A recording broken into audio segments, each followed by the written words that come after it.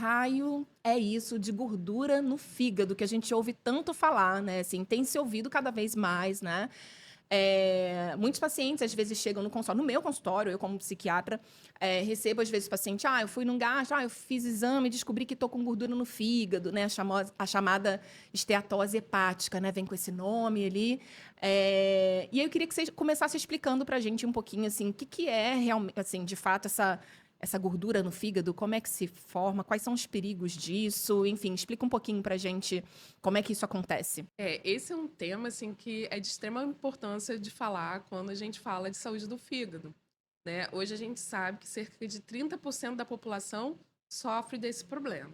Ou seja, é um real problema de saúde pública. 30%? Trinta por 30% é cento gente É abessa. muita gente, Aham. né?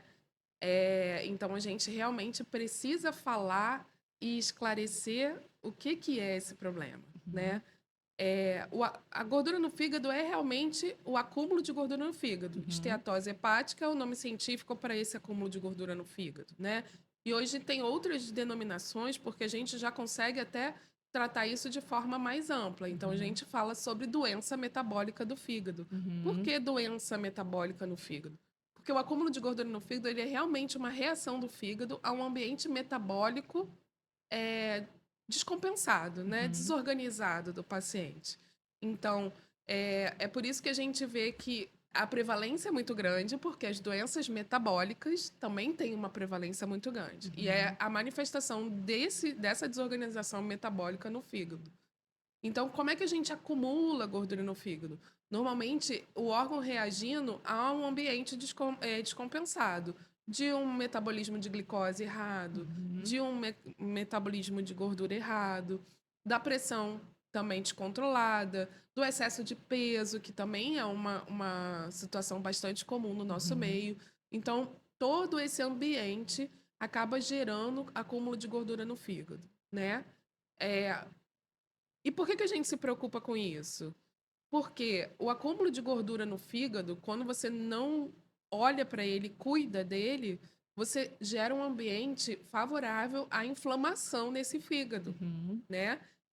Então, qualquer inflamação que o organismo percebe, ele tenta resolver. Uhum. Como é que ele vai resolver isso no fígado? Criando cicatrizes. Essas cicatrizes, o nome científico disso é fibrose, Uhum. né? O acúmulo de fibrose pode levar, num estágio mais tardio de doença, a cirrose e até câncer de fígado. Uhum. Então, a gente tem sim condição de, numa presença de doença do fígado, se não cuidar, evoluir para uma situação mais grave, Uhum. né? Então, só para entender, essa gordura no fígado que às vezes se apresenta de forma ali, mas quase que inocente, quase que um achado ali por acaso ali no exame, é como se fosse um retrato inicial de um filme que se a gente estivesse vendo assim no longo prazo, pode ter, não é sempre, mas pode ser que tenha um desfecho, por exemplo, de chegar numa cirrose hepática, né? Então, é exatamente isso. Na verdade, qual é o nosso desafio em relação a lidar com a doença do fígado? Eu acho que é o desafio de todo profissional que lida com paciente metabólico. São quadros extremamente silenciosos até que apareça um problema grave, né? Uhum. O cardiologista tem que convencer que ele tem que controlar ali a pressão, tem que cuidar do colesterol, o endocrinologista também convencer o paciente do diabetes a controlar, porque isso vai trazer acometimentos mais graves lá na frente, Sim. até que o paciente desenvolva um infarto, um problema renal, que ele acredite que isso está acontecendo, a gente tem que convencê-lo a evitar que isso aconteça. Sim. Então, esse é um desafio, né? De você entender que precisa se preocupar sim com aquela gordura, pensando num futuro saudável. Sim. Mesmo Por- que ainda não tenha sintomas, né, assim, sintomas tão evidentes, a pessoa não esteja sentindo um desconforto muito intenso, né, assim, associado. Exatamente, porque na verdade a gordura no fígado dificilmente tem um sintoma, Uhum. né?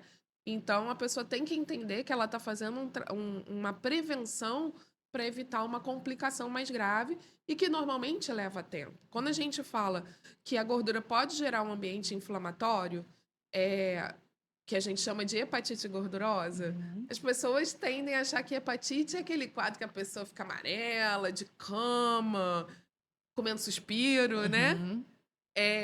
Mas Comer nem um suspiro, tem isso? Que tem história é isso. essa A do suspiro? hepatite aguda sempre Hum. tem uma avó que vai levar um Ah, suspiro. tem? Ai, ai, eu não tô sabendo Tem, dessas. para recuperar o fígado, Aham. Tem entendeu? os chazinho de boldo, não tem? Tem os chazinhos É, também. Tem tem os uns. chazinhos também, que o patologista então fica mais maluco ainda com o tal do chazinho Ah, pro eu vou querer saber fígado. disso já já. É, e aí, é, as pessoas tendem a achar que hepatite é isso, mas qualquer uma inflamação significativa do fígado, ela, ela é uma hepatite. Só que às Uhum. vezes ela ocorre de forma leve e não grave, mas sustentada. Isso leva ao acúmulo de. O organismo tenta resolver, botando ali cicatrizes, a bendita da fibrose, Uhum. e que se você não corta esse processo ao longo da sua vida, você pode, daqui a 20, 30 anos, porque quando a gente fala em evolução para cirrose, a gente fala de um tempo mais longo, Uhum. é, desenvolver cirrose. Então, por que eu acho que também as pessoas estão encarando a gordura do fígado de forma diferente hoje em dia? Acho que no passado, até os colegas médicos falavam: ah, isso tudo todo mundo tem. E Uhum. hoje você não vê mais esse tratamento. As pessoas realmente se preocupam. Porque a nossa expectativa de vida aumentou. Aumentando. Então, a gente faz diagnóstico de cirrose aos 70 anos. Sim. E 70 anos, né? Antigamente eram, né, Era o vovozinha, vovozinha ali. vovozinho. Hoje em dia, 70 Tá anos, né? trabalhando. Exatamente, né? Entendeu? Tá Uhum. produzindo. Então, a gente vê que o todo mudou, né? As pessoas estão tendo tempo de chegar até a fase grave da doença, né? Uhum. Fora que tem outros fatores associados, uso de medicação, uso de álcool, algumas doenças metabólicas em específico que podem fazer com que essa evolução seja um pouco mais rápida, né? Perfeito. E esse é um ponto importante que eu queria até voltar um pouquinho aí que você trouxe isso da questão das doenças metabólicas, né? É, da gente falar explicar dessa relação, né? Assim, porque as pessoas tendem a associar ali a questão do sobrepeso, da obesidade, mas você está falando de outras doenças também, assim, que aumentariam o risco da gordura no fígado, da esteatose, é isso? Assim, quais são essas doenças metabólicas que estão muito associadas? Com certeza, assim, óbvio que quando a gente fala em doença do fígado, na grande maioria, a gente está pensando naquele fenótipo do paciente metabólico, que tem ou um sobrepeso, obesidade, que já tem uma genética ali que vai ter uma pressão mais alta, um diabetes desenvolvido, secundário ou não a essa obesidade. Uhum. Então, a gente está falando na sua grande maioria, desse paciente que você olha e já vê que ele tem a síndrome metabólica. Uhum. Mas não é exclusiva disso, né? Porque existem hipercolesterolemias familiares, Que é o aumento de que é colesterol, aumento né? de Esses nomes colesterol. complicados, né? A gente vão traduzir esses nomes complicados. Exatamente. As Uhum. pessoas que têm,